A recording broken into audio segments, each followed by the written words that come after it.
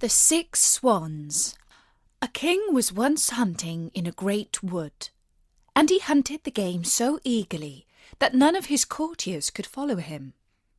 When evening came on, he stood still and looked round him, and he saw that he had quite lost himself.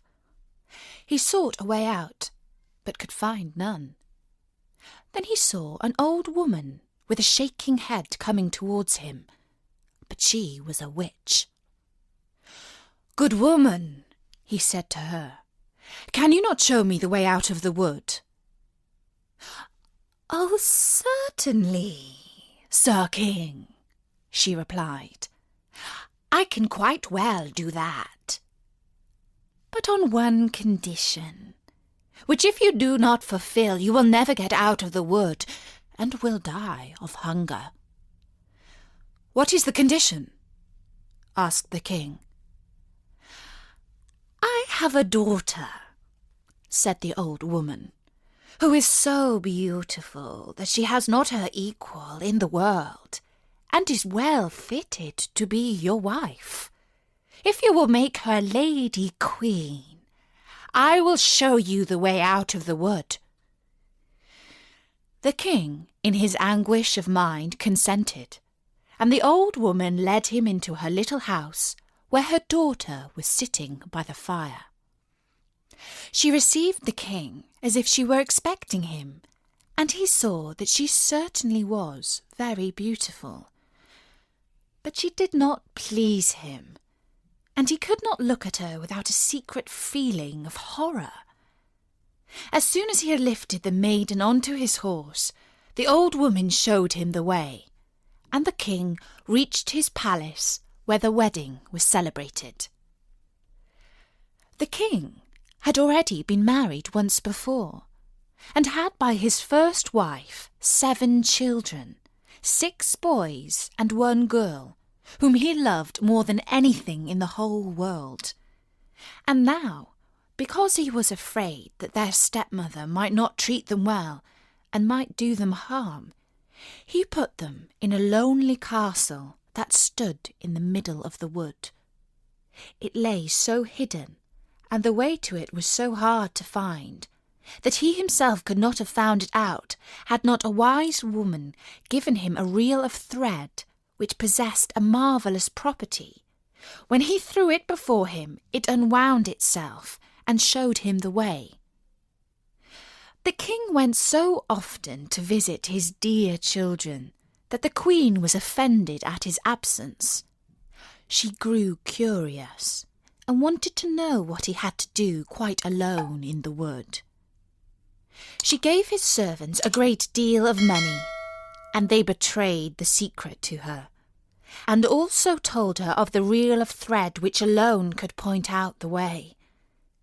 She had no rest now till she found out where the king guarded the reel, and then she made some little white shirts, and as she had learnt from her witch mother, sewed an enchantment in each of them.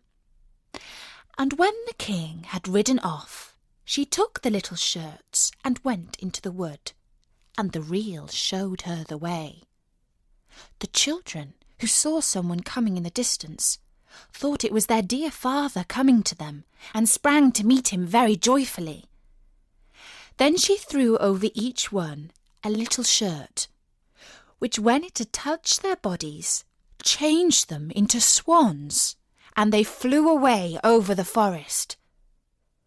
The queen went home quite satisfied, and thought she had got rid of her stepchildren. But the girl had not run to meet with her brothers, and she knew nothing of her. The next day the king came to visit his children, but he found no one but the girl. "Where are your brothers?" asked the king. "Alas, dear father," she answered, "they have gone away and left me all alone." And she told him that looking out of her little window, she had seen her brothers flying over the wood in the shape of swans, and she showed him the feathers which they had let fall in the yard and which she had collected. The king mourned, But he did not think that the queen had done the wicked deed, and as he was afraid the maiden would also be taken from him, he wanted to take her with him. But she was afraid of the stepmother, and begged the king to let her stay just one night more in the castle in the wood. The poor maiden thought, "My home is no longer here. I will go and seek my brothers." And when night came, she fled away into the forest. Then she saw a little hut, went in, and found a room with 6 little beds. She was afraid to lie down on one, so she crept under one of them, lay on the hard floor, and was going to spend the night there. But when the sun had set, she heard a noise, and 6 swans flying in at the window. They stood on the floor and blew at one another, and blew all their feathers off, and their swan skin came off like a shirt. Her brothers were not less delighted than she to see their little sister again, but their joy did not last long. "You cannot stay here," they said to her. "This is a den of robbers. If they were to come here and find you, they would kill you." "Could you not protect me?" asked the little sister. "No," they answered, "for we can only lay aside our swan skins for a quarter of an hour every evening. For this time we regain our human forms, but then we are changed into swans again." Then the little sister cried and said, "Can you not be freed?" "Oh no," they said. "The conditions are too hard. You must not speak or laugh for 6 years, and must make in that time 6 shirts for us out of starflowers. If a single word comes out of your mouth, all your labour is in vain." And when the brothers had said this, the quarter of an hour came to an end, and they flew away out of the window as swans. But the maiden had determined to free her brothers, even if it should cost her her life. She left the hut, went into the forest, climbed a tree, and spent the night there.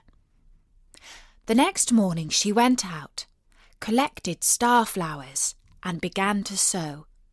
She could speak to no one, and she had no wish to laugh, so she sat there, looking only at her work. When she had lived there some time, it happened that the king of the country was hunting in the forest, and his hunters came to the tree on which the maiden sat. They called to her and said, "Who are you?" But she gave no answer. "Come down to us," they said. "We will do you no harm." But she shook her head silently. As they pressed her further with questions, she threw them the golden chain from her neck. But they did not leave off, and so she threw them her girdle, and when this was no use, her garters, and then her dress. The huntsman would not leave her alone, but climbed the tree, lifted the maiden down, and led her to the king. The king asked, "Who are you? What are you doing up in that tree?" But she answered nothing. He asked her in all the languages he knew, but she remained dumb as a fish. Because she was so beautiful, however, the king's heart was touched, and he was seized with a great love for her. He wrapped her up in his cloak, placed her before him on his horse, and brought her to his castle. There he had her dressed in rich clothes, and her beauty shone out as bright as the day, but not a word could be drawn from her. He set her at his table by his side, and her modest ways and behaviour pleased him so much that he said, "I will marry this maiden, and none other in the world." And after some days he married her. But the king had a wicked stepmother, who was displeased with the marriage, and said wicked things of the young queen. "Who knows who this girl is?" she said. "She cannot speak, and is not worthy of a king." After a year, when the queen had her first child, the old mother took it away from her. Then she went to the king and said that the queen had killed it. The king would not believe it and would not allow any harm to be done to her. But she sat quietly, sewing at the shirts and troubling herself about nothing. The next time she had a child, the wicked stepmother did the same thing. But the king could not make up his mind to believe her. He said, "She is too sweet and good to do such a thing as that. If she were not dumb and could defend herself, her innocence would be proved." But when the third child was taken away, and the queen was again accused, and could not utter a word in her own defence, the king was obliged to give her over to the law, which decreed that she must be burnt to death. When the day came on which the sentence was to be executed, it was the last day of the 6 years in which she must not speak or laugh. And now she had freed her dear brothers from the power of the enchantment. The 6 shirts were done. There was only the left sleeve wanting to the last. When she was led to the stake, she laid the shirts on her arm, and as she stood on the pile and the fire was about to be lighted, she looked around her and saw 6 swans flying through the air. Then she knew that her release was at hand, and her heart danced for joy. The swans fluttered round her and hovered so low that she could throw the shirts over them. When they had touched them, the swan skins fell off, and her brothers stood before her, living well and beautiful. Only the youngest had a swan's wing instead of his left arm. They embraced and kissed each other, and the queen went to the king, who was standing by in great astonishment, and began speaking to him, saying, "Dearest husband, now I can speak to you and tell you openly that I am innocent and have been falsely accused." She told him of the old woman's deceit, and how she had taken the 3 children away and hidden them. Then they were fetched, to the great joy of the king, and the wicked mother came to no good end. But the king and queen, with their 6 brothers, lived many years in happiness and peace. And that was the story of the 6 Swans by the Brothers Grimm. I do hope you enjoyed it. Please like and subscribe to my channel and press the bell icon to get new video updates. Bye bye!